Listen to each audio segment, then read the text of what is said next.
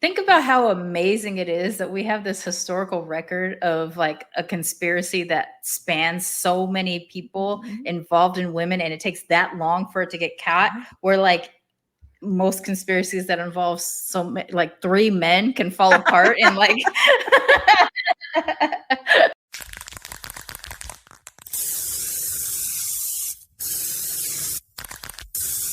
This is a Main Hustle Media podcast. Virtual Reality Studios. A new realm of creativity.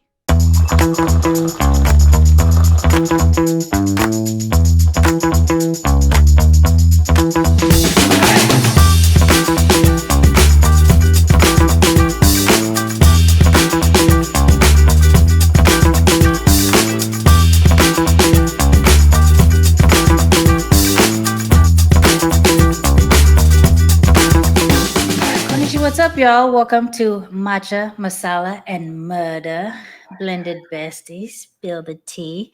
I am one of your co-hosts, your Sir Auntie, Charmaine Fury, and I am joined by my special co-host. Oh, I did my hand the right way. Oh, you're so good. You're better than me. It always takes me a go. Oh, I am really hesitant, and I was like, oh, it worked. I am Rhia Maîr Kaur, and I don't know left from right when I'm looking at a camera screen. That's my confession. It's just always the wrong direction whenever you're thinking. But I'm very proud of myself. So we're back. This is our third installment since we've been back for the new year, and it is going to be a Rhia story today. Before we get into that, though, breaking news. If you know me from any of my other platforms, especially Militantly Mixed, you might be aware that I am a big advocate for the Innocence Project, which is an organization in the United States, a nonprofit organization that actively delves into trying to exonerate wrongfully convicted people.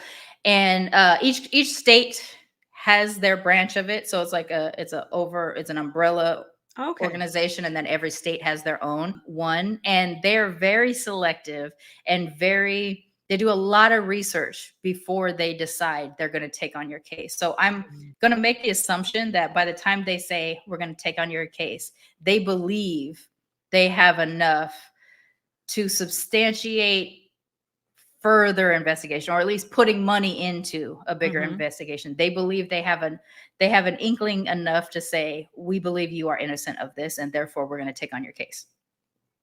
And for me, one of the biggest true crime stories that hooked me and got me kind of more engaged was the Adnan Syed story from Baltimore, Maryland, in which he's accused of killing his high school ex-girlfriend.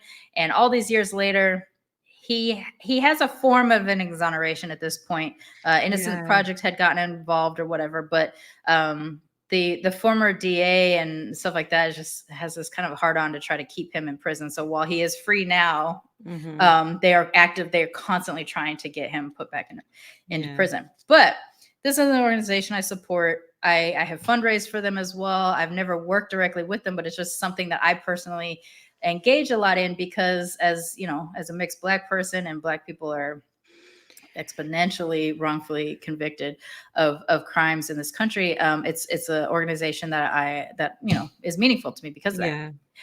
But just a couple days ago, they took on a case that is probably one of the most dividing, like, even if he's innocent, people would still think he deserves prison because he was a dick story. The Innocence Project in California is taking on the case of Scott Peterson, who was convicted of murdering his wife and unborn son, Connor, in Modesto, California, and then dumping their bodies in the Bay Area when he was fishing. In this case, the reason why this is so crazy, and I want to put up front, I am heavily engaged in this one because I remember when it happened. They're also from an area that I used to live in when I was a kid in Modesto. it was one of the big sensational things in California when I was kind of a young adult and everything like that. That makes such a difference when you've grown up with this in your sphere of, of consciousness when you're young. Yeah. Like you get the kind of people that are from that area and things like that and all this kind of stuff or whatever. And so I had this like kind of engagement because of that. Also, at the time that this crime had occurred, I was working for some people in Sacramento, California, who also had roots in Modesto as well. And the mother of my boss knew that family. No. So it was this weird, like the mother would come and work with us of separation. Yeah, and she'd be like, "Oh yeah, the Petersons, and stuff like that." And or actually, I think she knew the Lacey's family, Lacey, family or whatever. But whatever. So it felt like a weird kind of direct tie, even though I didn't really have a tie to him or whatever. So, anyways, I've been engaged on this story for ages, and anytime a Lacey and Scott Peterson documentary pops up of First 48, a Dateline, whatever, I'm watching the motherfucker because I'm engaged. And I'll be honest, for like the last 3 to 5 years, I have thought Scott was innocent, and I have hated thinking he was innocent. But more things have come to light in the last 4 or 5 years that made it seem like, oh gosh, don't make me support a dick. Like, because he is not a good person. I'm not saying by any means that he is a good person. What I'm saying is that I don't believe he killed his wife and unborn child. And I do think he's been wrongfully convicted. And I don't believe he deserves to be in prison for it. Yes. That being said, if he gets released, I hope he never finds love again. So let me just put that out there. Okay. I mean, because you can't be in prison just for being a dick. You can't be in prison for just being a dick, right? Like, so a wrongfully convicted person is a wrongfully convicted person. Exactly. And the only caveat for that is probably like, let's say you're wrongfully convicted, but you actually did something else, but you can't get convicted on that. Yes. I might be a little bit like, I don't know. That being said, everybody deserves justice and, whatever. So Scott Peterson. This is big news, isn't it? It's huge. Yeah. Because again, for the Innocence Project to take you on, they already have to they do so much research in advance of saying they're going to accept your case. So when you're in the prelim period of that, they're making sure every step of the way. We haven't agreed to take your case yet. We're in research phase. When they get a hit on something that makes them feel like it's worth putting in the money, because this stuff is very expensive, to do DNA testing or to petition or whatever, they also have to know that to petition for approval to do DNA testing could go either way, and it can shut out your chances in the future. So they don't just go and do it. They do years and years and years of building a case to even get to that point. So it's my understanding that the Innocence Project were tapped to engage on his case a couple years back. And then people were trying to fight that preliminary investigation because again, he has this reputation of being such a dick and everything like that. And then also he's kind of the inspiration behind the story Gone Girl, the book that became a movie and everything like that. And because literally the vigil scene in the book and in the movie was cut directly out of the inspiration came directly out of his case. And so culturally, you sit here and you're just like, what a waste of time, because he's such a bad guy. But at the end of the day, he is a cheater and a liar. He may not be a murderer. I don't think he is. What makes him look extra guilty is that he dyed his hair and he took all this money out of his bank and he tried to go to Mexico, which again, just because he tried to escape doesn't necessarily mean he killed somebody, right? Because put yourself in that shoe. The world is against you, and you're about to get convicted. You're about to get arrested. What would you do if you were on the run? And exactly. Like, think about what you would do. If you had access to resources like the Petersons had. I don't think it's out of order that a person would consider running away. Because if you're going up against a judicial system that, like in my case as a brown person, I'm not going to think I'm going to be treated fair. Well, look, that's a totally different set of circumstances though, right? Like, because you think about even the, I'm thinking about all the documentaries and that I've seen, you know, in America, and you see, I've forgotten the name of the family that I watched, you know, the Murdoch with the red-headed family. Yeah, and you see, like, so they're a wealthy family, you know, like renowned in the legal profession in their area, and what he did to cover for his son's crime on the boat. And that's just, people go, oh, of course you're going to do anything to protect your son, and of course you would do that. But also they've got the benefit of being a white family who are in the legal profession and have all the contacts, and they're still doing shit to cover up their crimes. So imagine, so why is it okay for them to try and not us to try? Exactly. Right. So with the Peterson case, I think it's the same thing. You know, they have a certain amount of privilege. They have access to funds. I do believe his family was in support of trying to get him free so that they could try to figure out how to exonerate him and things like that. So I've never held it against him for trying to run away. Because I think that's just a very natural, we're survivalists by nature, right? We're going to try to do whatever we do to survive, even if it seems unrealistic, you know, perhaps, or whatever. But yeah, so the breaking news, they believe they have enough evidence to support in reinvestigation or asking either for a new trial or a complete exoneration. And so with the Innocence Project, they usually go for a motion that does declare either a retrial or full exoneration. There are only times when it is like so clear through DNA or whatever that this person is not involved whatsoever that they go straight to full exoneration. And I think in the case of the Peterson, I've always had some doubts to a degree. Like, I always thought he was a dick, but I always had some doubts. But in the last like 4 or 5 years, I've started to really think he was actually innocent versus not guilty, because of a number of things in that case. There was a burglary across the street at the same time that was never investigated. There was sightings of her later in the day in this van with these people, like stuff like that, whatever. And yeah, like sightings and stuff like that can always be a thing. But in connection with this particular group of burglars, it just seemed like there was something else going on. And it seemed like a waste that people weren't investigating it. And having lived in Modesto before, it's a small, big town. You know, like it has a city, and it has all these neighboring farming communities and stuff like that or whatever. But it's still a small town. So I'm not thinking that these investigators are like the highest echelon of investigators and things like that. And so absolutely, I would have expected things to be missed or not paid attention to, or that they would zero focus into one area. And quite frankly, the husband is always an easy area to focus on. I wish crimes were investigated with multiple teams. And they're like, you're the team that's going to focus on the husband. You're the team who's going to focus on the neighborhood burglaries and stuff like that. Working independently of each other, building cases, so that by the time they come into the room and they're like, well, here's everything we have. Here's everything we have. And they can all look at it as okay. Because if you got, 2 detectives working one crime and they end up zeroing in on a thing, what all are you missing? True. Yeah, we see that a lot. We see that a lot, don't we? Where people get so caught up with like, it's got to be this. Yeah.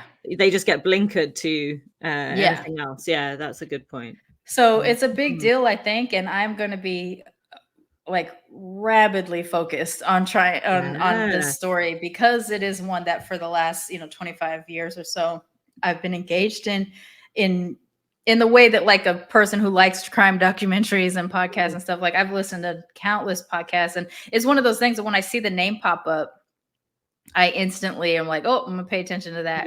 Just because it's one of those ones. It happened in California. I was a young adult at the time. I couldn't help but focus on it because of what I knew about the area and the people and things like that. And so to be a 46-year-old person who has been engaged in some fashion to this crime for like 25 years or so, and then to see it get picked up by the Innocence Project, which is a cause that I pay attention to, it's not that they free every person that they engage with. No, that's true, isn't it? Yeah. It's that they make the effort, the active effort to Well, it's like making sure that it's been fully investigated as well. That's like it. part of it is to make sure that the due diligence has really Mhm. been done, and that someone hasn't just completely been blinkered by either some prejudice that they hold, Yeah. which we know about, or whether it's because they've just followed one chain of evidence only, and can't get off that. And So that's the maybe it's thing. time to revisit the Dean Cain Yes. film about this story, right? It was Dean Cain was in the film. Yeah. Hey, look, he's a fellow mixed mate. Yeah, of he's a ours, partial right? Japanese. He He is is. also a dick in real life. He is a full dick in real life, so it's excellent casting. Oh man, I had such a crush on him when he was in So did I. Superman. When he was Superman, to this day, it's the only Superman show I have ever really cared about Me and loved. too. He really because fucking it was nailed we were the right age, like We're when the that right age came for out. it.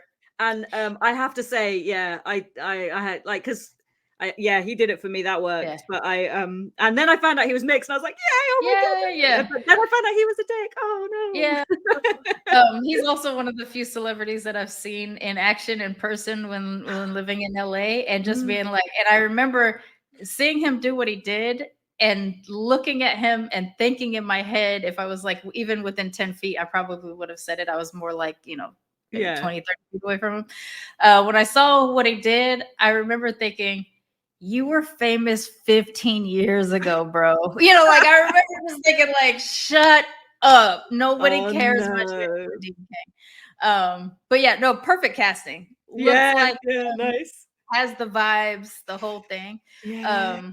Because I don't know what Scott Peterson is, but I don't find that dude just straight up white. Like he looks to me like a mixed Asian. Yeah. A mixed East Asian or something like that. I don't know if that's the case with him. I've actually never dug into that now that I'm thinking about it. But yeah, I thought it was important to mention. It's a huge thing for anybody to get accepted by the Innocence Project. And some of the exonerations that I've followed over the years, Adnan, Joey Watkins in Georgia was a pretty huge case.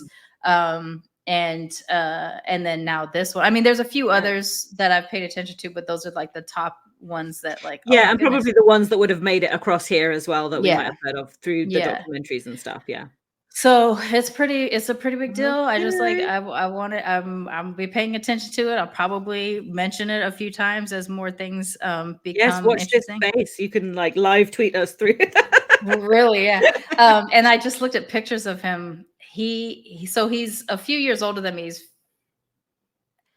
I think he's only like 48, but I saw something on the news that he was like 52, and I don't believe that because I remember us being a couple years apart in age, but I don't know. I'll have to look it up. But he looks fucking old. Oh, okay. Like he looks like prison did some shit to him.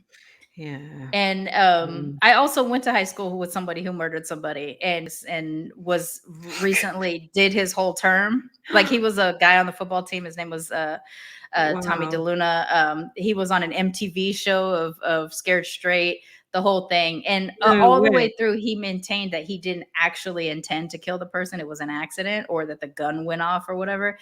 But everything we know about the person and the people that were involved, we all feel fairly convinced that it was a fear moment, but the guy recognized his voice and he shot him and killed him. He's since been released because he did his 25. But I watched this like YouTube interview, like backyard interview that he did with somebody, and he talked about like what the changes that prison does to you, like things that you have to do just to get through. And it kind of makes you think of like Shawshank Redemption, where Andy says, I had to come to prison to become a criminal. Yeah. Like even if you did some dirt out in the world, to be able to exist in prison for 25 years, 30 years, you've definitely had to do some shit to make that possible. And he's wearing it on his face. Like you can just see it. Like he has aged. If you put us side by side, you would never imagine that we probably would have attended high school at the same time. I mean, the whole prison system and, that's as a system of punishment is a whole other debate, right? Wow. So yeah, it's a big deal. But because we've talked about it quite a bit, I'm gonna skip the other thing I was gonna mention, and we can talk about that another time. Oh, but fun. You got some mug chat? What have I got for you? Mug chat. Yeah, I'm over here. I've got just trying to get this out of the light. I've got a moon on one side and there we go, a star on the other side. Yeah. Oh, so you have a lot of like handmade kind of crafted. Well, this is actually from a well-known kind of high street shop here, but it is from a small pottery. But I think they just did a deal with the big shop. So it looks more crafty than it is, but it's a cute shape because it's round. It is very nice, yeah. I think it was a Mother's Day gift from my boy as well. Nice. So that's a nice one. But it's a very good ooh. Yeah. It would actually be good for soup, this one, because it's nice and round. Yeah, it does. And it's a little bit bigger, so you could get a proper cup in there. I had a couple crafty ones that were gifts that were some of the ones that got given away when I left. So one of the things I want to try to do when I get back to the States is I want to finally take a pottery class.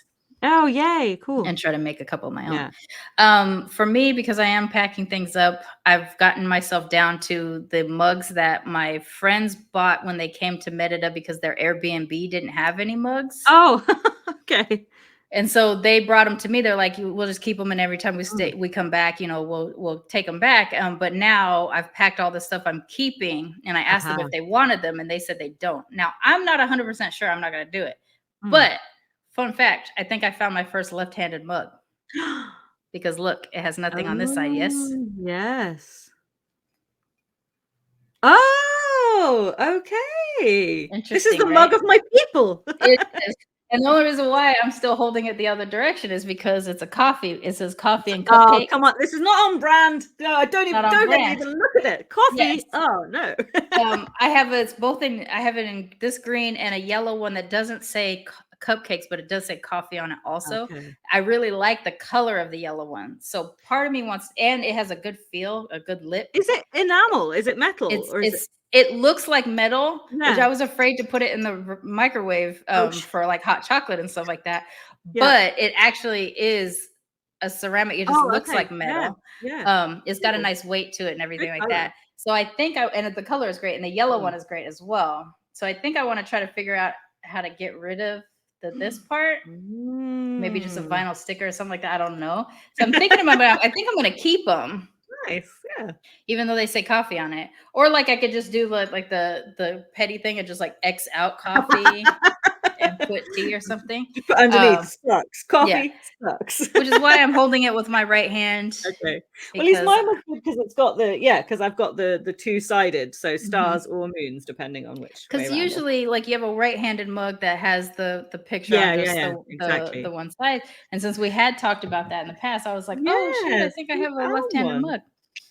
Just accidental. But yeah, that's the reason why I think it looks like metal too is because it has all these accents that's like, chipped away. So it looks like a kind of a camping battered sort of camping type mug. Yeah, but it literally, the other one looks exactly the same. Like the chipping is all in the same place and everything that. So it's like machined in some way. But yeah, that's a mug for today. Also, back in October or September, I ordered, there's this new company called Tea Box, which is based in India. It's actually Indian run, Indian owned, right? Yeah. I've seen it on social media, yeah. They get you your tea like from plant to you in a very quick amount of time. And so I've been curious about them. I've been seeing them on social media. So I ordered tea from them. Ooh. But then Mexico happened. So the tea on the tea is Mexico was like, nah. So I have ordered probably about 5 or 6 things since September and October that have not arrived yet, because the process to get it cleared through customs, like if their paper isn't explicit or whatever, or if it's some food item, sometimes they hold them back. Or I assume if someone wants it, sometimes they hold it back. An example is this T-shirt, which is a Free Palestine T-shirt. I ordered this back in October. And it was basically accounted as rejected. And I was like, I didn't reject it. So they sent another one. And I saw the notice again that said that was rejected as well. So I just figured I was never going to get this T-shirt. And then, and then 2 days ago, this arrived. And then this morning, an exact copy of the shirt arrived. So again, I ordered it like the first or second week of October, and I just got it here this week in January. Wow. So I'm wondering how many more of those things are going to finally come through. But the tea did not make it, and in fact, the tea box company. And so this is why I'm not paid for this, but if we can become an affiliate of them, I would like to, because their customer service was bonkers. They engaged with me in emails every time. First, they checked to see if I'd arrived. I said that it hadn't. They said that they see something held up. They're like, let's dig in a little bit further. And then they said, you can possibly go pick it up at this Mexican post place, but where it was supposed to be held, I was like, that's like 7 hours away. I'd never get there. And they're like, okay, we'll just mark that off as lost. And we'll try to send you another batch. And I was like, I'm nervous about when it'll come, because now that my husband's died, I'm going to have to move back to the States. And so I said, I was like, I'm not saying this for sympathy, but this is what happened. This is my situation. And I'm going to be going back to the US. And they're like, do you have an address in the US? We can send it to you. Or would you like us to just wait until you're ready to go? Right. Gosh. And so I was like, okay, well, if that's cool with you. So I gave them the address, because it's my friend's house that I'm going to be staying in. I gave them the address that I'm going to be doing, and they said, okay, we'll get it out. And it arrived yesterday, so over the course of like the last 2 or 3 weeks, we'd been engaging back and forth in email, trying to track this, because it was the latest. They'll give you a window. They're like, it's supposed to get to you here, but we'll give you an extra month just to make sure that it clears your customs. And so when that date came and went, which was December 29th, they started to make the efforts to try to get it corrected. And so they put it in, so it's there where I'm staying now. That's amazing. I love the fact that you haven't got there yet, but your tea has. My tea is there. So at least I know that the very second I get in there, I can have a cup and it'll be good. I've sent my tea ahead. Yeah. So it's so funny, because like I'm already engaged. I already want to support this company. I haven't had a lick of their tea yet, but it's there. It's waiting for me. But their customer service was so great. Yeah. So I would very much like to T-Box, if you're listening, to have them engage with this, because I think it's great. And I got one of those sample packs that's going to get me like a bunch of different types of tea, so I can find which one that is going to be the one that I enjoy the most, or whatever. So yeah, that's I wonder if I should order that as well, and then we could like rate them. Yes, we could do that. We could have the same kit, and we could just be like, okay. Nice. So yeah, I just want to drop that, because I thought that was really cool of them to step up and do that. Absolutely. That also, what is included in those missing packages is some soap from Palestine.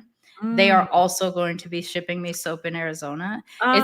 It's a bunch of Palestinian families that make soap. But it's from the village that Tristan's family is from, Nablus. Oh, wow. And then they send it as a co-op to this company in Chicago, and then they distribute it through Chicago. Okay. So it didn't clear Mexico.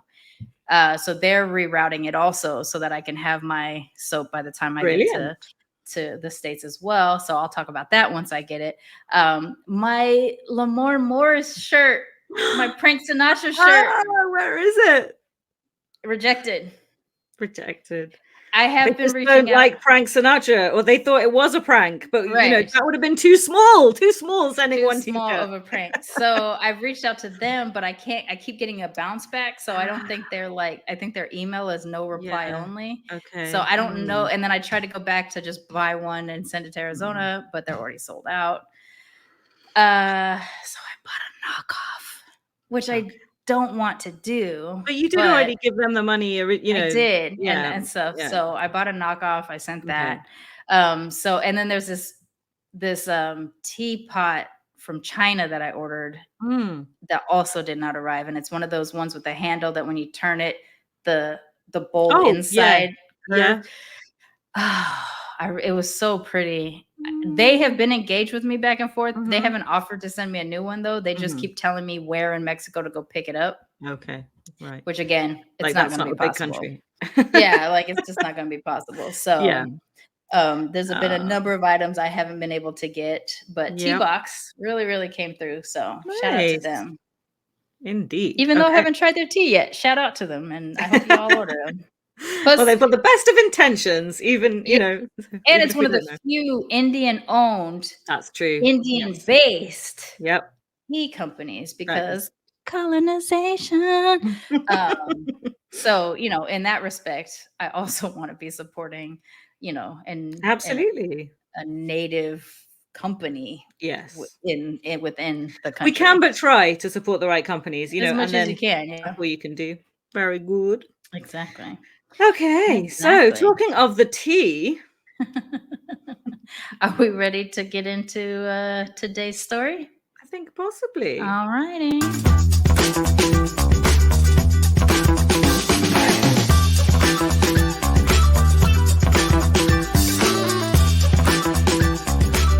Shall I be mother? Talking of the tea, I'm going to be mother. Okay, see, seamless transitions. Seamless. So I am going to take you way, way back to the 1600s this week. Digging in the crates. Way back. So a lot of stuff that happened back then, obviously for kind of obvious reasons of life and history, it isn't super well documented, or even if it was super well documented at the time, a lot of those records may be lost to the ether of time. Mm-hmm. So the fact that there is as much information about this crime as there is should give you a clue to the fact that this story is on another level. Okay. So that's my kind of tantalizing teaser chat. But what is good is there is still a significant amount of uncertainty in it, which I think is what makes it perfect for us, because then we can really get into, you know, the who's, the whys, and the wherefores. It is quite literally a story of girl power as well, which Excellent. I think is good. It's good. You know, it's ticking all our boxes. It's sisters doing it for themselves. It's generational inherited wisdoms, female run crime, you know, webs yes. or something. We're fighting the patriarchy, and women supporting women, all of these things, you know. This is what we're all about. Women being genius business women, you know, and depending on your point of view, i.e. depending on if you're a man or a woman, you may see these ladies as heroes or villains.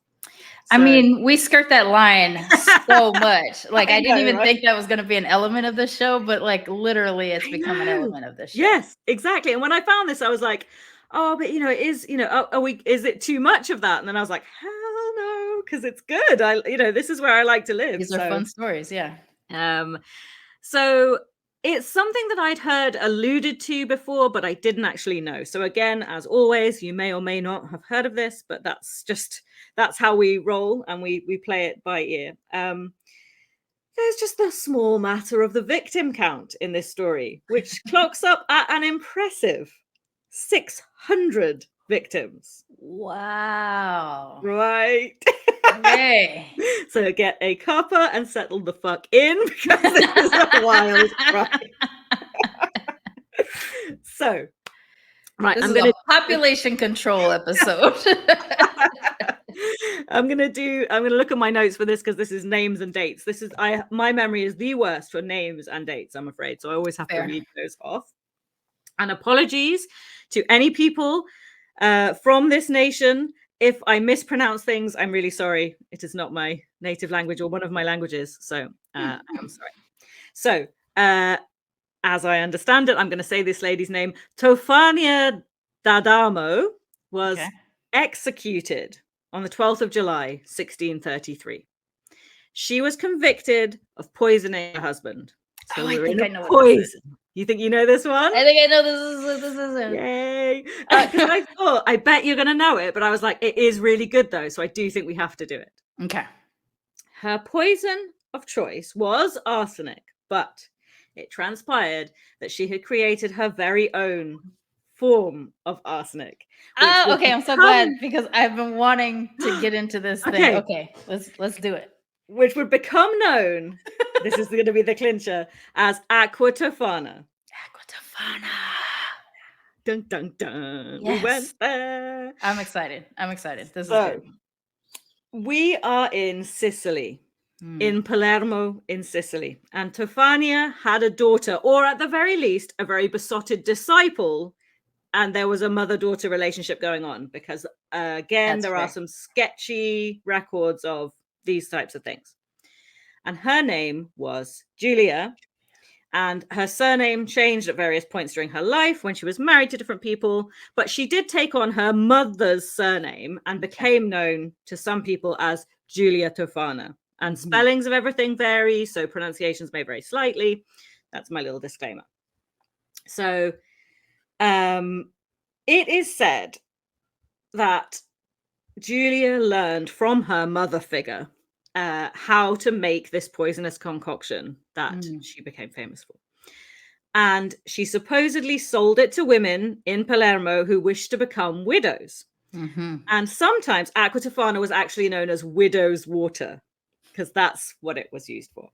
So I'm not going to give out an exact recipe of what was in this publicly. Because to be fair, it's not 100%. There's a couple of different versions of what may not have been included in the exact recipe. But so I'm just saying, I'm not telling you how to make this.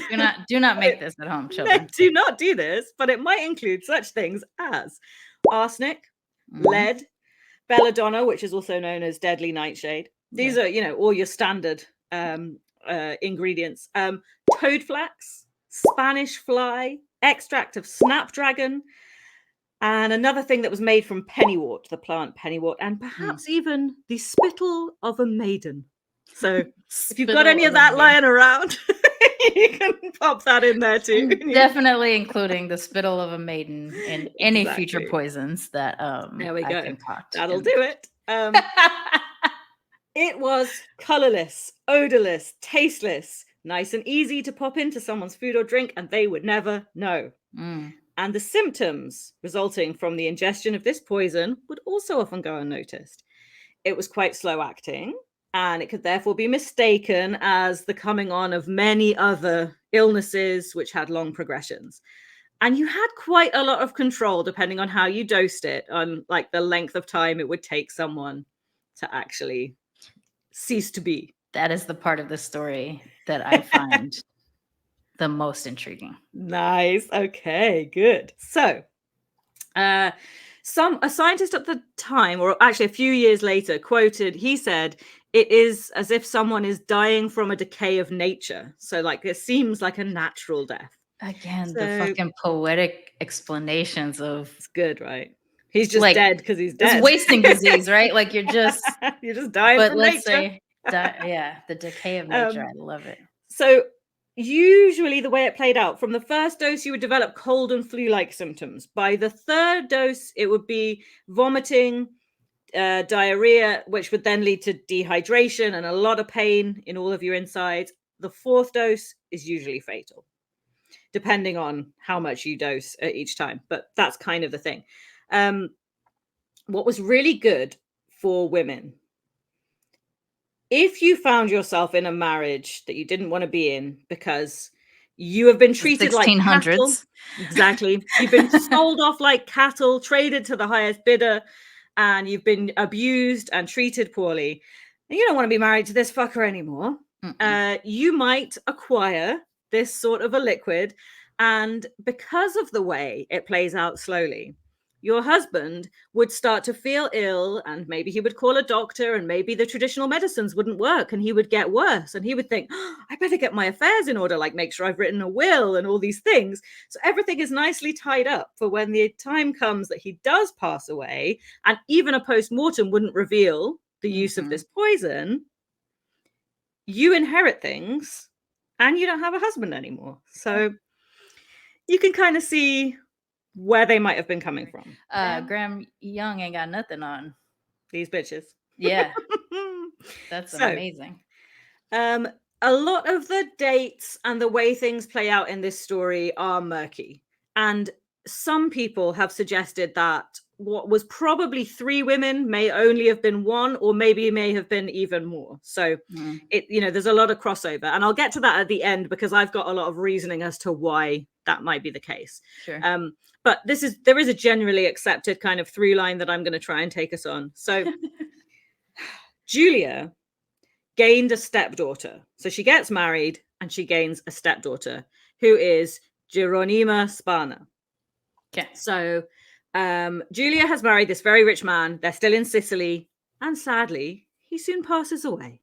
So Giulia then marries another very wealthy man, and he was a total spendthrift and unfortunately pissed all his money up the wall. So they don't have any family money now. Eventually, Geronima, the stepdaughter, is forced to get married at age 14 because they don't have any money. But her husband, unfortunately, dies pretty soon afterwards.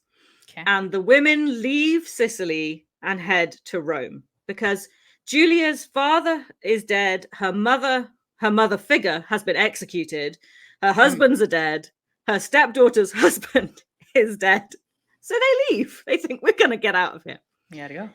So it is highly likely that during their time in Sicily and since the mother figure's passing, it has fallen to Giulia to make and sell this poison. Keep the family business going. Exactly. We've now gone to Rome, where the ladies are in the care of an uncle who is, he works as an astronomer. Sorry, I always get astronomer, astrologer the wrong way around. I had to make sure I got that right in my mind. The sciencey one or the spiritual one? Yeah, exactly. That's right. So Giulia has got a proper official job where she is a marriage arranger, like a matchmaker for people. Dope. Although that is probably just a front for her continuing the family business. So in the meantime, she gets married again to another guy called Niccolo. She's had two husbands now called Niccolo. And he was also a spendthrift, but as well as being a spendthrift, he was also adulterous. And he actually didn't die. I mean, he died at some point. This was in the 1600s. He's definitely dead. But he left Rome to escape the moneylenders that he owed money to. AKA, he legged it. Legged it. The only one who was able to leg it out of there because he still could walk or run. So, Geronima learned from the uncle how to do astrology and astronomy, and she was a purveyor of herbal medicine. Herbal medicine. This is medicinal, people. We're getting a little witchy here about this. Yes. So in the front room of this business, they've actually set themselves up in a shop on a street in Rome. In the front of house, we can go there to get readings and predictions and all that kind of thing. Little does everybody know that in the back room, there may be something a little more suspicious going on, and they might literally be cooking up some poisons. So she's learned the family trade from her stepmother, Giulia, and together they make the Aqua Tofana. They peddle this deadly liquid to women who found themselves married to abusive scoundrels. And they've got a roaring trade because, unsurprisingly, there's quite a lot of women who don't want to be married to abusive scoundrels anymore. So the poison was sometimes sold under a trade name because although they did it in the back and it was kind of secret and it was only word of mouth and satisfied customers might recommend you to a friend in a similar pickle. And it was on they weren't taking about adverts in the local paper. It was like you had to know a bitch who knew a bitch. Exactly. And it was on the understanding that you weren't going to turn them in because you've used the poison to murder your husband, right? Yeah. So we're all complicit in this. So, you know, we're all keeping stum. So the sort of trade name that sometimes when it was kind of a bit more out in the open was Manna di San Nicola. And this was intended to throw suspicion. So San Nicola is Saint Nicholas, who you and I know as Santa Claus, patron saint of prostitutes and amongst other things, children and other things. Gotta love it. And so they would sell this liquid, it's a clear liquid, in bottles with a picture of the saint on the bottle stuck on, or a little label would come with it, like a little parchment would come with it, like a religious item that you might use in your religious practice if you are a highly devout Catholic, as of course you are in Obviously. 16th century Rome, 17th century Rome.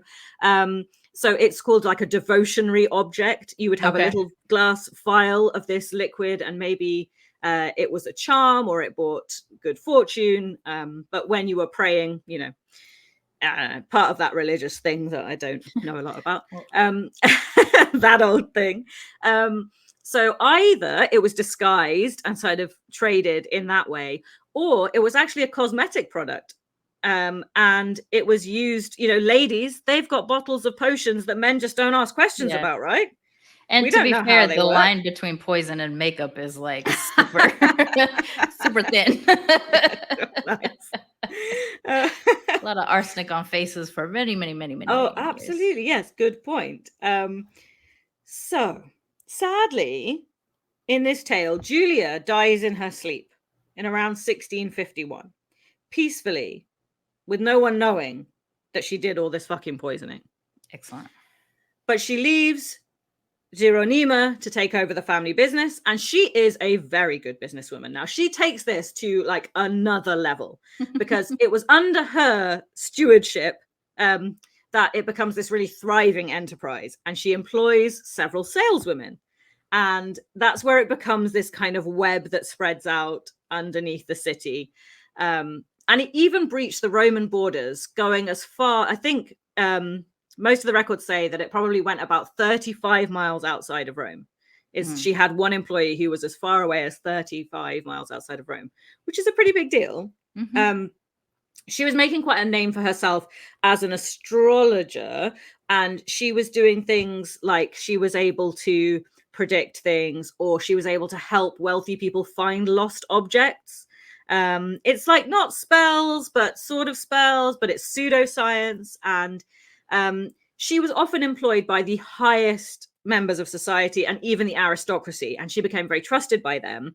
And she was so in favor with them that she traveled about the city in these elaborate coaches that they would lay on for her. Oh, borrow my carriage, and she would attend all the parties. So she was traveling about in luxury, and she was really in the lap of society. And this poison ring, though, was working in secret the whole time. And so widespread was this is another quote that I'm going to read, that a writer at the time subsequently said that there was not a lady who had not some of it lying openly on her toilette among her perfumes. She alone knows the file and can distinguish it. So he's basically like, all these bitches have got it. Like, it's just lying about on their dressing table, but you'll never know. So, exactly. So that's apparently how, much it was just, happening. Unfortunately, one of her employees, one of her saleswomen, Giovanna de Grandis, was caught in the act, in the lovely phrase in flagrante, which is just a beautiful way of saying caught red-handed in the distribution of poison. She's arrested and she's taken to the papal prison. She is interrogated. They do use torture. She gives up the name of her boss. So Geronima was arrested, and she was interviewed. And they didn't have anything actually concrete on her at this point. They could not connect her to this apart from this one lady had given up her name. She was held and she was questioned repeatedly. So she's in this papal prison. One of the methods of torture they used was they would tie your wrists and string you up really high above the ground and attach weights so that your shoulders would dislocate, to try and get you, literally beating you into submission. She was happy to chat in these interviews, and she had a lot to say. She would never admit guilt, but she would talk extensively about her connections in society and a little bit of gossip. And did you know this? And just these little tidbits of kind of slightly useful roundabout information that they might have, actually wanted to know for other cases and other reasons, but nothing that would incriminate herself at all. So the name of the papal prison was Tor di Nona, and although they suspected it, they just couldn't prove, and they desperately needed her confession. But she just wouldn't slip up. Even when she went to the confessional booth, with the priest, she'd never, ever slipped up or said anything that they could use. However, she was imprisoned in February initially, and she lasted until the end of June when she finally did sign a really lengthy statement of guilt, because by this point, there was quite a lot that she was guilty of.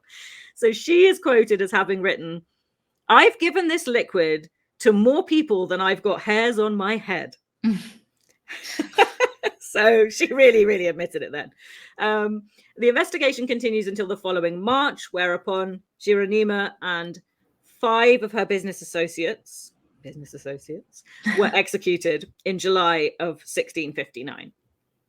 So this whole criminal case was massive, and it was known as the Spana prosecution. And the Lieutenant Governor, Stefano Bracchi, led a team who dismantled this elaborate web of underground criminal activity. And like, I just really feel that this is like something out of a modern kind of drama, that you can imagine these women across the city, and how it would all they'd get raided, individually, and they'd find their stash and everything. Over 40 people were implicated. So 7 women, all of whom were widows, coincidentally, were all put to death by hanging eventually. A number of members of the aristocracy and other high up society types were what do I mean? Sorry. Goddamn,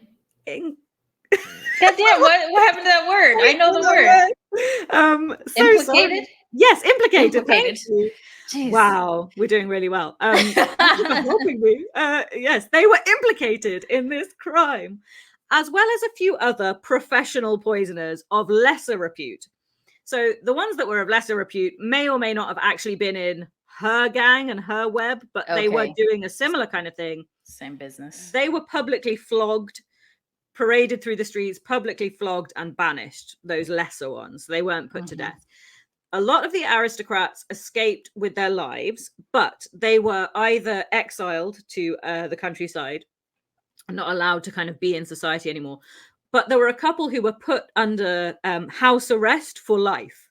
So it's like, you can live in the city, people could come to your house for a party, but you can't go to theirs. So, and the most important members, who were sort of on the outskirts of all these crimes, who had possibly purchased the poison themselves at some point, were given papal pardons in exchange for various bits of information that might be useful if you're a pope.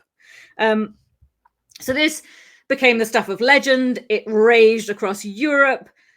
Lawmakers and politicians were using this as an example of the desperate need for better legislation against women in general. They were holding it up and going, look, this is women, this is what they'll do. The witches, a lot of them, Jezebels, faithless, evil temptresses, all the old chestnuts that we always get accused of. Except that they actually did do the thing. So, but given the time and the religious climate and the strength of sort of the need to maintain the status quo in society and the patriarchy, they wouldn't see that these women had bad lives or that there was anything difficult about, they were married to wealthy men and they had these lovely lives, and it's just women's lot. You're born a woman, this is what you get.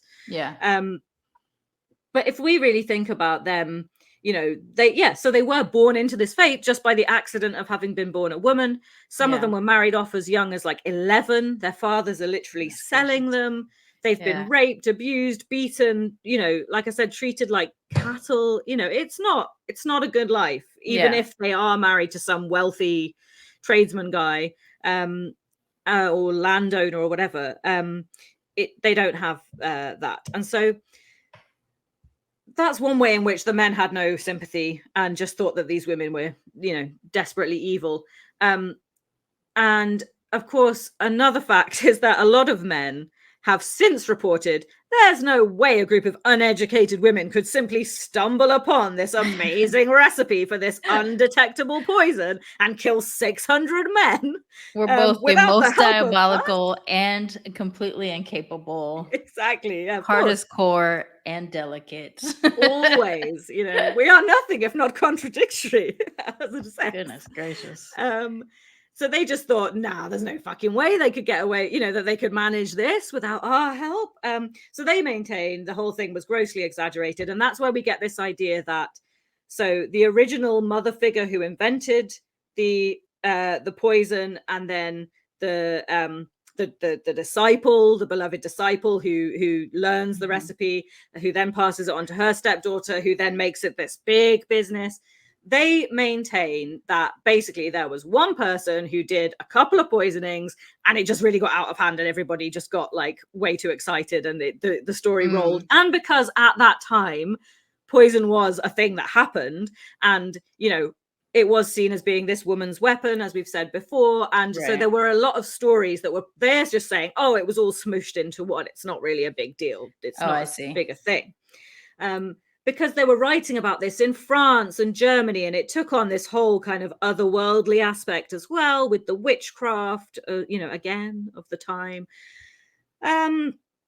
So whether it is, you know, exactly that version where it is these three women who are possibly related or not, there is a lot of evidence to support that there, you know, this trial, because obviously it's from the papal court.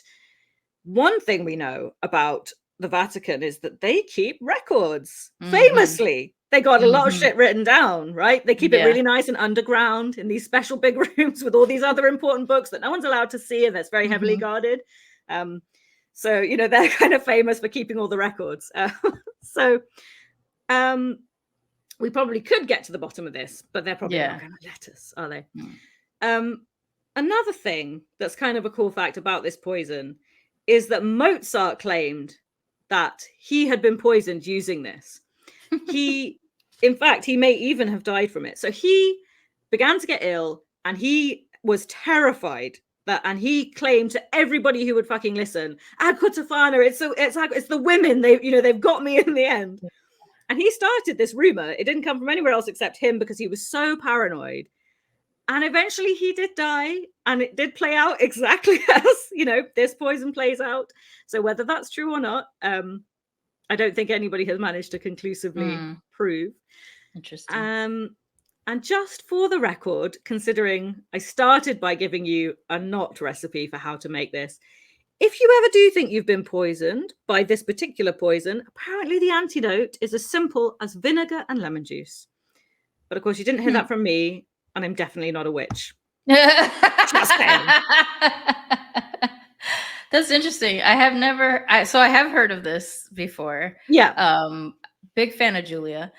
So two things that I've heard separate from what you've said today was the way the ring got broken up was a woman who had a very abusive husband got the poison and chickened out at the last bit. I've heard this as well and confessed to him. I've just done this. Yeah.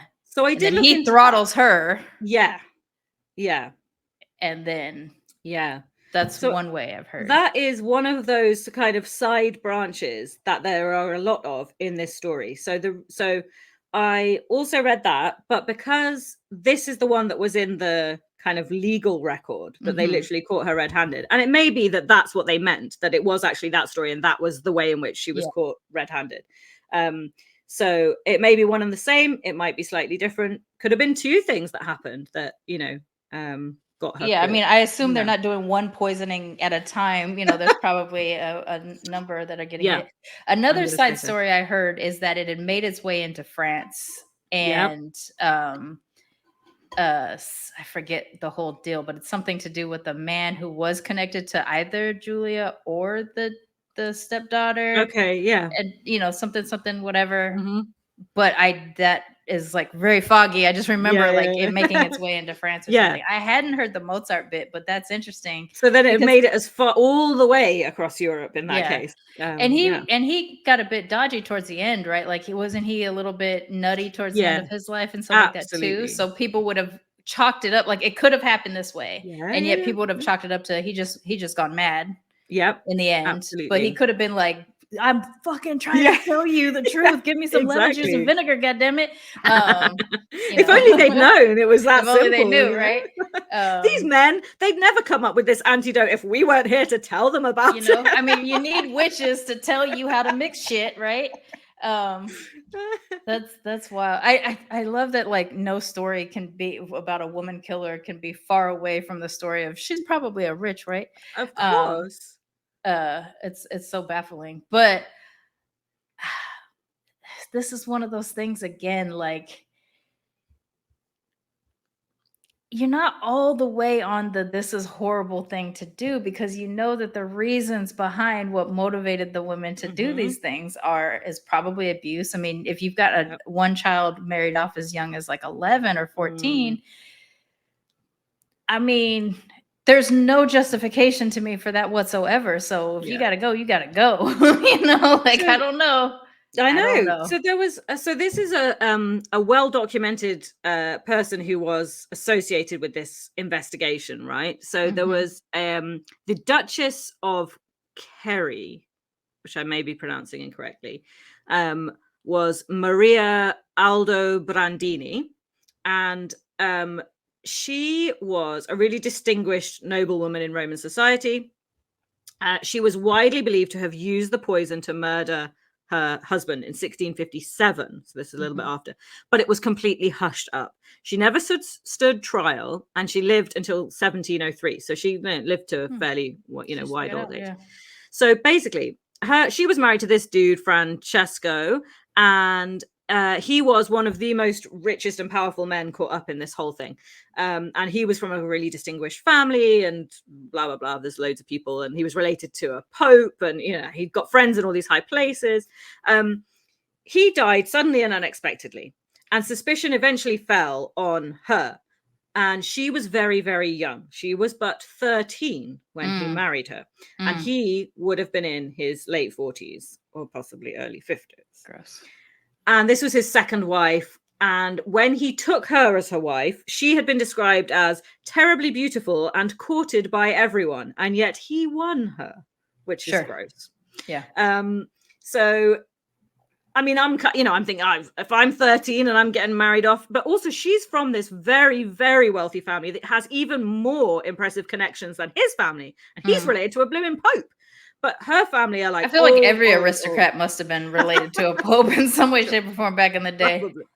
So because she's from like a really ancient clan of Rome, so even when it's probable and kind of everybody really thought that's what had happened, and if all these women are poisoning their husbands, and then this 13-year-old girl gets married to this old geezer, and eventually he dies mysteriously and very suddenly, then the suspicion obviously fell to her. But because of her family connections in her own right, she just, they just hushed it up, and she wasn't part of the investigation eventually.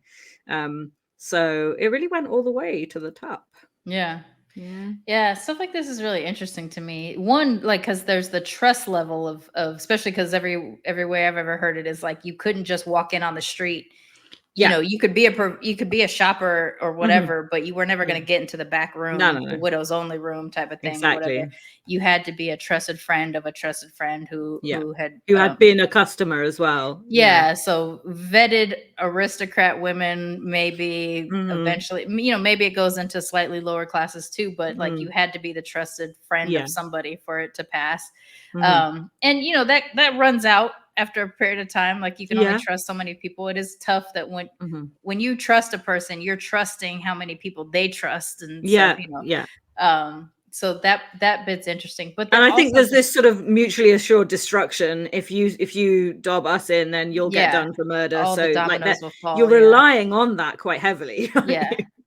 And like some people just want to see the world burn, and they're like, I'll take y'all out for my deal. That's fine. And then there's some people that are just like, I honor that we are all in this as a thing. And in keeping it quiet for however long you can keep it quiet, it is a protection of women in that respect, because you're having, like, in those days, the only guard from you getting married off was usually that you have had your period by that point, and so that you were officially a woman, and that they could marry you off to some old asshole or something like that.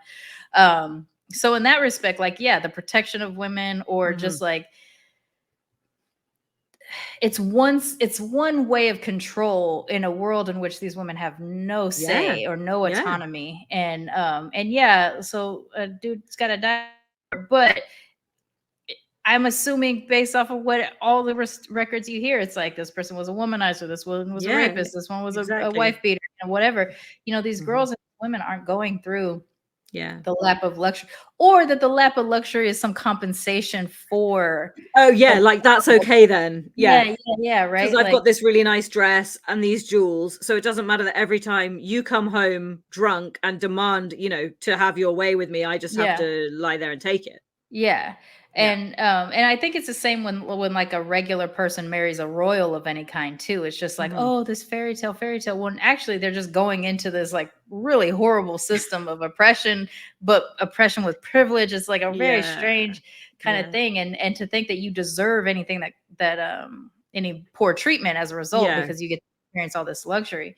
I think in the cases of these women who choose to get to that point, like, again, as humans, we are tapped to survive, and this sometimes a by any means necessary, and sometimes that means is, hey, I want my husband to die in 3 months. How many because that was one of the big things about this poison is you could literally time it exactly to what you want it to look like, and if you didn't want suspicion to rest on you, he could be getting sicker and sicker in some form of wasting disease. And you just eke out the doses exactly how you want. You've got control over that.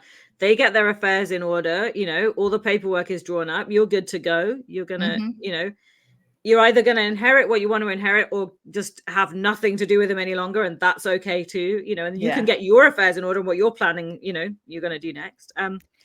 It's women helping women. Yeah, which is that's what it seems like.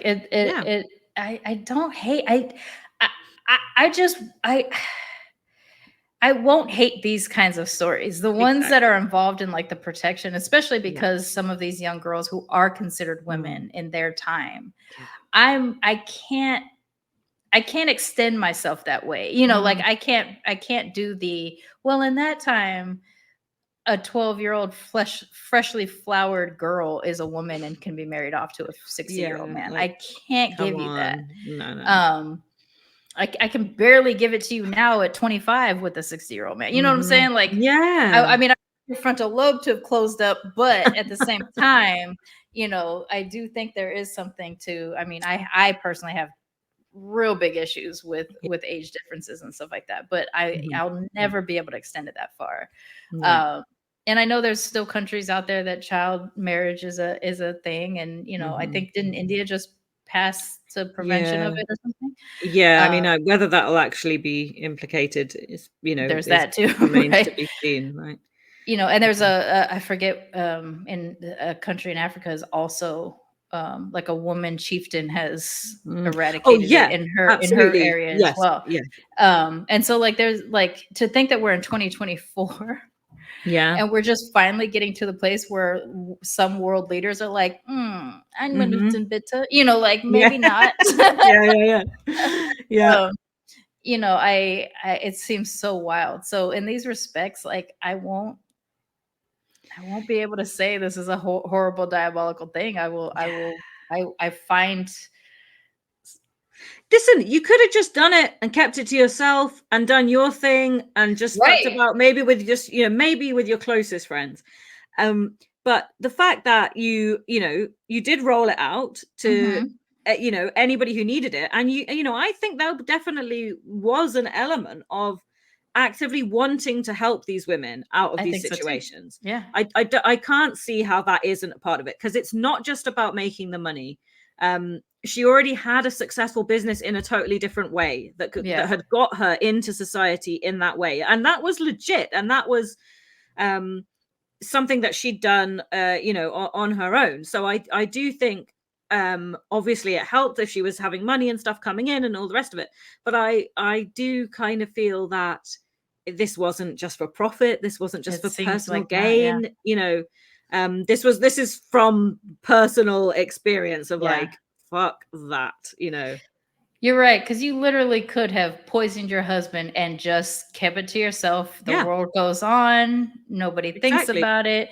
You die old and fine, and it's just the thing that happened, right? Or you could say to somebody, I have a way to help you. And it does involve the death of your husband, but if he's abusive, if he's and I think at the with abuse cases, it's such a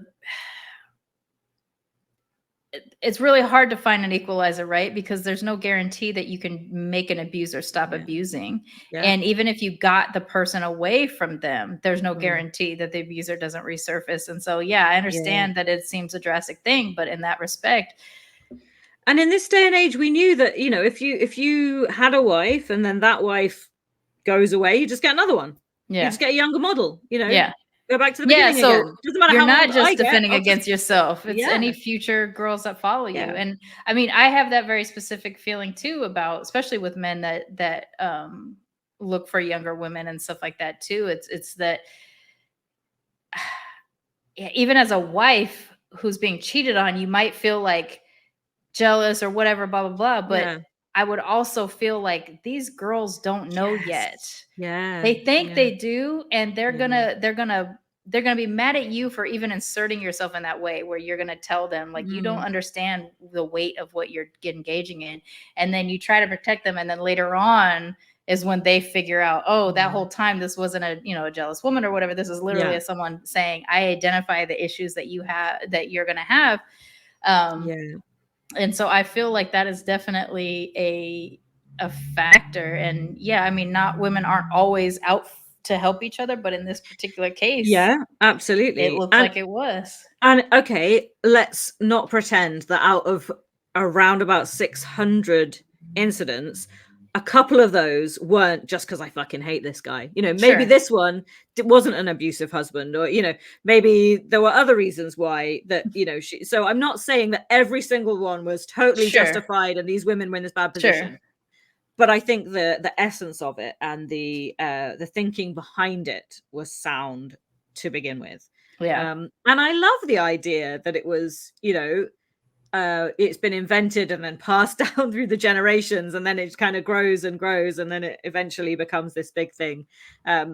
So big enough to get the men quaking in their boots. It's really interesting. And also, like, think about how amazing it is that we have this historical record of like a conspiracy that spans so many people involved in women, and it takes that long for it to get caught, where like most conspiracies that involve like 3 men can fall apart in like I mean, not to say that there aren't some really successful conspiracies out there that happen for real, but that we have these inklings of some of those ones. It's just like, oh, like 3 dudes were the guys who knew about this, and 1 out of 3 at least. Where here we get like 600 deaths all related to this one small little family unit, and it's grown that far. It's pretty impressive. I mean, even that they got caught, okay, fine, but how far did they go? Well, and Giulia she's presumably responsible for at least a quarter of that number, if not more. She just dies peacefully in her sleep. She's, happy. That's also something I respect. Like, I love a vigilante that can just die old. I respect it. Absolutely. So, this is, again, obviously here we are. This is becoming our wheelhouse. These women, were they heroes or villains? Were they folk heroes? They're doing it for the girls everywhere. Obviously it reminds us of Fulan and the story, of what she went through, and she did not obviously get the chance to die in her sleep peacefully ultimately. And I'm kind of relieved that we've broken the back of one that we both knew about, that's been really like, oh, and it's kind of made me steer away from certain ones, but I'm like, fair, it's like still a really good story. It's a good story, and I think it has to be told.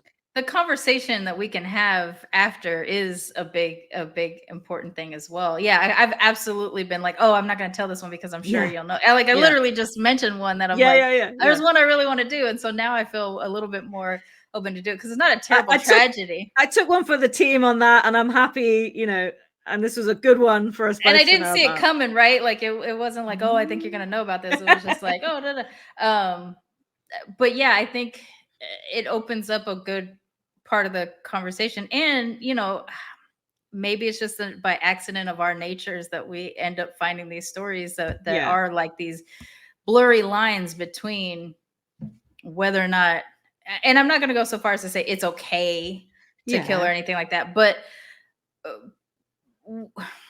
what is the word, like the language is not here for me, but like whether or not it's acceptable or whether or not it's like in safety of a person, things like that, you know, I'm gonna be less.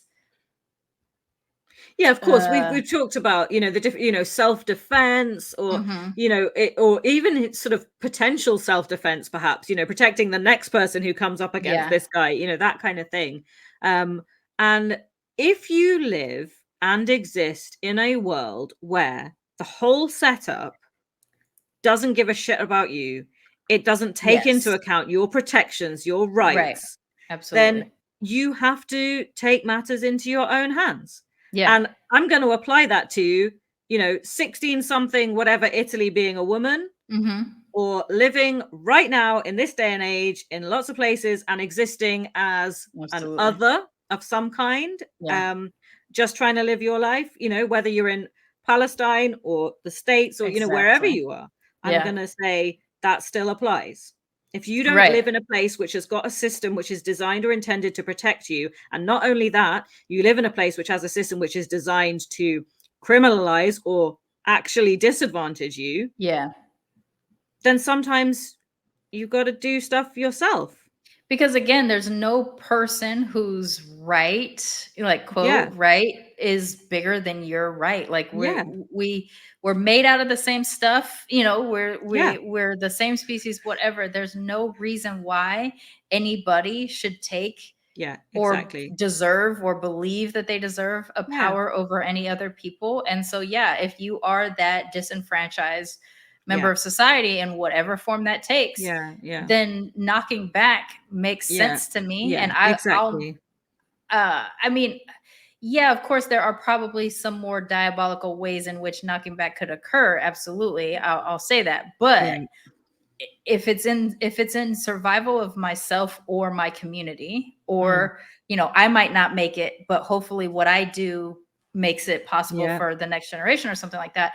That is something that I believe as reasonable. And I feel totally comfortable saying that, because obviously that is a blanket statement, and, you know, bad is bad and wrong is wrong. And we do live in societies which have rules, and it's mostly about how those rules are enacted or who's in charge of saying who those rules apply to. That, you know, it's the systems of power that are the problems, right? You know, but obviously, you know, I have my own moral code, and so obviously there is good and bad within that. It's not, it sounds like a big blanket statement. It doesn't mean you can do whatever the fuck you want. But morality is not black and white. Well, like, exactly. And so I think that we have, you know, it's completely ridiculous not to see that as part of this story when it's so blatant, and it totally applies even today, you know. Like, you could picture a version of this story that is just a bunch of, like, you know, a gaggling group of gals that are just like, you know what would be funny?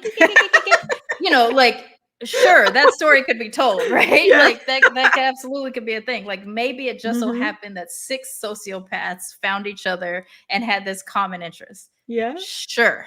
Okay. That could be possible. That being said, in 1600s Italy, or I guess it wouldn't have been Italy at the time, but like Rome and Sicily and all these different neighboring feudal lands, the women had so little agency, and most likely were in situations that were predominantly bad. And even if within that 600, a small, I imagine it would have to be a very small percentage of those 600 that were, you know, decent blokes that just, you know, I mean, maybe I'm a lesbian and I don't want to have sex with this dude that I got married on to, you know, like maybe it's something like that or whatever. I don't fucking know.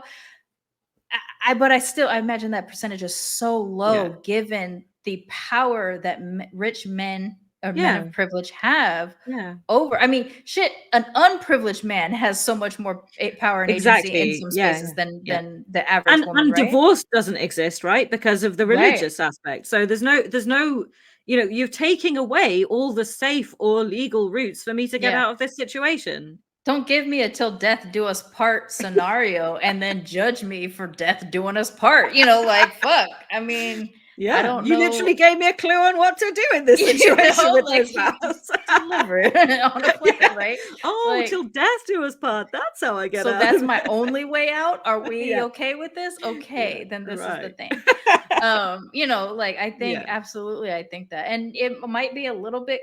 It's so crazy how uncomplicated this feels, and yet, like I know that it is more complicated. Like it is a thing, and being a person who has lost their partner not under diabolical terms, like this is just one of those things. Like when you partner with somebody and you have the intention of being together, or thinking that you can't, I assume, I don't know, because I mean, technically we live in a time where we had our way out if we wanted it, but if you feel like you can't get out, and the system, like you said, is not built to protect you, not built to honor your choices or your agency, and I'm a member of a religion that tells me that there's no way out but death, what am I going to do? Well, one of us is going to have to die then, right? One of us is going to have to die. But also, if I unalive myself, that's a sin. That's a different sin, right? And if I do kill my partner in this religion, I have confession, which will absolve me. But suicide, I can't confess, right? That's so it's got to be you. Yeah, it can't be me. So again, so I'm just working within the framework you gave. Working within the fucking framework, and that's how easily we've talked ourselves around to how this is just fine. With again the disclaimer, we're not advocating for any of this behavior. We're talking it through, like we're talking through the thing. And also, we're not witches. And we're not witches. I mean, that's my new disclaimer. I wouldn't hate being a witch. That being said, I don't have the skills or the tools or the understanding. I'm not a spiritual bae by any means, so there's that also. That being said, I am a person who likes mixed beverages, and so non-alcoholic because I don't drink, but like I will go to a soda machine and put a Coke and an orange soda and a Dr. Pepper in one drink. Maybe there's a little bit of the witchiness coming through in my and they call those suicides in the United States. I don't know if they call them that anywhere else, but okay. A mixed soda drink is a suicide. Interesting.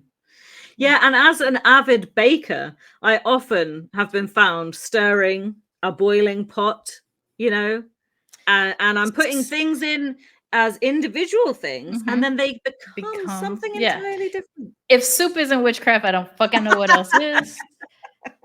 Well, I was making fudge, and I was like, this all goes in, all liquidy, and it gets really, really hot and bubbly, and sugar and danger, and then all of a sudden, it's now a completely different, a lovely semi-solid. Yeah, these concoctions. I mean, okay, give us a little witchcraft reputation. That's fine. But yeah, I dig it. I am also glad that we've hit a story that, because I don't know everything. I know a lot. I've heard about it, or whatever.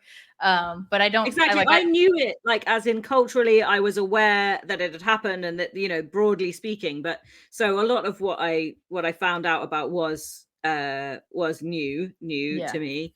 And I realized that I just did a very quick kind of whistle stop, like psh, psh, psh, and gave you quite a lot of information quite quickly. But because it's quite a packed story, and believe me, there's so much more that I've left out. You literally can just start Googling it, and you will go down rabbit holes. There's a lot of information about this story, which I think is cool, and it's good for the listeners / viewers. You can really get your teeth into this one if you so wish. And I think because also we talked in the past about like that screenplay that is the female mafia boss type thing, and in my head, like, this felt so cinematic as I was talking about it and thinking about it. I was like, oh man, this would be this so is them, good. right? Yeah. So. Like literally the belladonnas. Yes, amazing. Like Widow's Water. Hello. Come on. It's so fucking script writes itself. It does. It absolutely does. And you can take all kinds of license with it too, and just make up these random, aristocrats, amalgamations of different people and stuff like that. And it's a period piece, so the costumes are going to be epic. It's going to be visually stunning. Yes, I'm so here for it. I would 100% sign up to, if it was a series or a movie, like if it was like a Bridgerton, but exactly, yeah, in Lady Poisoner yeah. ring, I would be down for it. And I think with this story, you know, it's so easy to dismiss this as 16 whenever, like what, Italy, you know, like all that time ago, like who cares? But to actually, you know, or that everybody was killing each other and doing crazy things back in those days, or you know, but I really think that when you boil it down to the human level of these women just finding ways through what they were, that the hand they were dealt, there's nothing, you know, and then how applicable that is to modern today, day right? anyway. You're literally talking about a system of oppression that is designed to seem not impressive, Right, marriage. exactly. And yet even to this day, there is expectations of the oppressive version of marriage that doesn't match up with women having any rights whatsoever. And so you either want an independent woman who's capable of working outside of the home and doing all this stuff, or you want a housemaid that you're married to and have sex with. You can't have both, right? And we're still talking about that today. Whereas back then, the women had so little agency that they had to resort to things like this. Maybe we have different agency now. We still are at risk, though. We can still be killed by our partners and things like that or whatever, but we technically have ways out. Whether or not we actually can get those ways out, finances, people who will look after us, what have you. And again, not to keep bringing up my situation, like my husband died unexpectedly. And I am left with barely a couple months of being able to survive on my own without drastically changing my life, meaning having to go to a different country again, having to get a job when I wasn't planning on working anytime soon outside of what I do with podcasting. If we had broken up, I would have been in the same boat I am now with like very little, like without the benefit of friends and family that are opening either their homes up to me or dropping money into my GoFundMe or whatever like that. I would literally not have been able to make it as far as I am today, which is almost 8 weeks. And again, my situation was an unexpected health-related death. Now, these women who are trapped in the marriages that they're in and have no way out, making the decision that they made. I can understand how desperate, you know, life could be to put you in that, even though that wasn't my situation. I can just relate it in, you know, to a degree, into what my scenario looked like. Right. And so one of what the we're talking about is a feminist issue. Yes, absolutely. Yeah. One of the things I quite often talk about is like disability living allowance and the way that works, and that if you get married, you're no longer eligible. It gets taken away from you. So you are then you know, then you're forced into this situation. Well, I can't have a life and live a normal fulfilled life, if that's what my idea of a normal fulfilled life is to be married. Because if I do that, I instantly lose that thing which is which is a nominal amount anyway, right? You know, it's not solving all my problems, but the only thing that I've got that's helping me, because let's face it, it's not as easy for me to work. No one, you know, people don't want to employ me because I need to take time off for medical appointments, or I don't have the same accessibility, or there's all these reasons. And never mind if there's an intersection within that disability that's also preventing you, or, you know, and it's most likely to be women who are in that situation, like statistically. And so like, that's just another way that feels like really holding captive, you know, it's just, so it massively is a feminist issue. But that's which is what I think is brilliant, again, about, to toot our own horns again with the American thing that I can do, which is celebrate us. You know, that we have this perspective, and we can turn these stories into not just these fanciful stories of murder from the past or whatever, but literally showcase how the world leads these things to happen, you know, like in this particular case, the system of oppression that includes marriage and aristocracy and all that kind of stuff led these women to on a very grand scale shake up shit. And whether or not it changed anything is a different story. But they took their situation into their own hands. So even those who died by it in some way, shape, or form, you know, through hanging or punishment and stuff like that, I would still say that their story is is about their own agency to that extent. Like, you know, they took their life to in whatever form they could. They took it into their own hands, and I do have a respect for that. I just do. You know, totally. I think it's brilliant. Okay, so you know, there we go. That's what we do now. That's the kind of story we do. We tell like, is it bad or is it good? Villain or non-villain stories. Don't forget to follow us on all the social medias, including YouTube at Matcha, Masala, and Murder. Tickety Talk and Instagram. You last week dropped an interesting Tickety Talk about Blackbeard. So I'm doing these TikToks, which I'm picking out little aspects of the stories that we tell, not the big aspect, because you've got to come here for that shit. The whole story is here. If you want the tea, this is where we're spilling it. But there are these little things. In episode 5, Lavinia Fisher, you told us the story, and there was a tidbit of information about Blackbeard. And so I was like, I'm running with that. And I took it and I made this TikTok that went off because people really fucking love pirates. Yeah. I mean, if you don't, I don't understand you. But if you pirates are your Roman Empire. Yeah, like, and literally, I thought about that the other day. I was like, I literally think about pirates all the time, and I even have a small tie-in that my great uncle had compiled the story of our family history on the Welsh and English side, and it includes Spanish pirates that were captured and imprisoned in England, and then whenever they were unimprisoned, became a part of our family, which is why our family has black-haired. You know, like black-haired, blue-eyed people, or at least that's the belief, is that that's that's why in the bottom of Ireland and Wales and and Cornwall and Devon, that's which why is where we're from, like the Cardiff, you know, Glamorgan area and stuff like that. Like they you know, intense blue eyes but black hair, and that's it. To a degree a pale and or olivey type of skin or whatever. And so like, just I have been running with knowing that we descend in some form or fashion by pirate. I don't know shit about the pirates we descend from, just that they existed. Because it can just be the Spaniards and the Armada and all of that.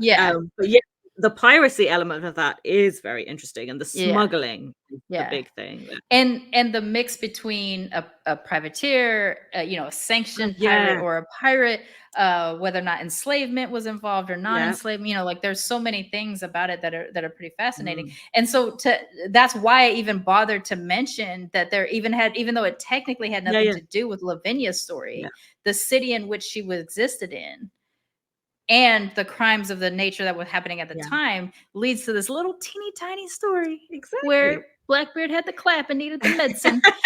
and so to be able to tell a little bit more of that story. And then I saw some people commented on it like, oh, did you hear about what they did to their body? Blackbeard's body and stuff like that. And so then like I would take that nugget and I would end up going down and be like, oh, too. And so so I like some of these little smaller moments of that's what I'm trying to do. Yeah, exactly. It's just pick out these little things, and listen, not all of them are going to hit as heavy as, you know, a pirate connection. But the pirate blew up on us a little bit. Like people really got into that. Totally unexpected, and none of the others have done or probably will do. But I'm okay with that because that's not what I'm there for. That's why I kept texting you like, oh my god, like what's happening? No, I dig it. You know, so there are going to be a few more of those. So make sure that you are following us everywhere because we are trying to provide different forms of content. So you're not just seeing the, you know, what's coming up or previously on or next on, because I know that's not. And to be fair, it's easier to drop things on TikTok that is not as easy to drop on Instagram or to drop on YouTube. So, you know, being able to follow us on all of our platforms gives you the chance to see the different things that we're into. Plus, you and I are interested in multiple things. Yes. And so like however it ties into the show is great. But like, we're both crafters. We're crafty type people. I found that fucking doll because I wasn't looking to get you a doll. I was looking to find a picture to put in the video, and then I stumbled on it, and I was like, "Oh no, I can't have that exist in the world and not be in one of our possessions." And then that led me into this like, oh, I want to start making faceless dolls. Like, and then now I'm looking into faceless dolls and understanding that the history of a faceless doll is so much bigger. Because I am creeped out by dolls, like porcelain dolls with eyes and shit like that. I'm fucking creeped out by them. But the idea that I can sew a faceless doll that as soon as you see it, it's so representative of it. I'm like, so now I'm down that rabbit hole. Yeah. And I was never thinking about that. I just learned about a person you told me about who had this aside that was people made these dolls, and then boom, it turned into now this new obsession of mine. So I say all that to say, follow us on social media, because who knows what your new obsession will be. Exactly. We are going down rabbit holes all the time, because that is our nature. We are the kind of people who like to do a deep dive. Yeah, we do. So it will help you find new deep dives for you to go. And I'm so glad to have found you as a partner and not have to explain why I have gone down this thing. So I literally can just start, like in the beginning, it was very apologetic, where it'd be like, hey, there's just this random little thing that I thought, and now it's just like, dude, this random thing. And you know, you're like, on board for it. Crows have funerals. I'm there. Yes. Which is definitely something I want to get into. There's going to be a lot of crow love on this show.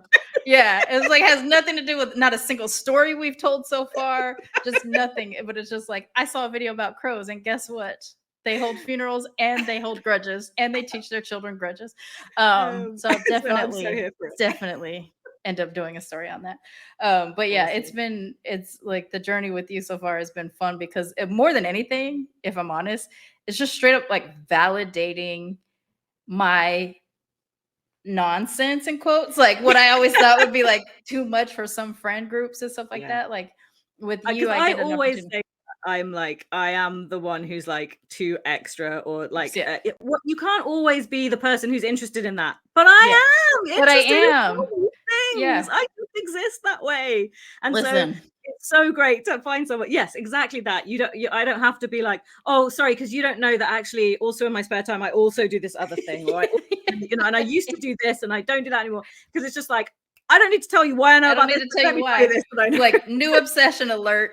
Blah, and it's that, right? Oh, that's another thing you match at, is the Shakespeare thing. So I don't have to ever explain why it enters a conversation. No. I think we only had the one drop of a Shakespeare quote today, but we had a couple last time, and it'll always come up.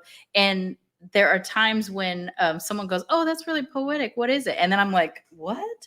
Like I'm horrified that they don't know what I'm talking about. So it's okay. I'm going to always talk to them when they happen. Having a friend that I can drop Billy Shakes in, and it's not, Willow Shakespeare. He's our guy. He is. I fucking love it.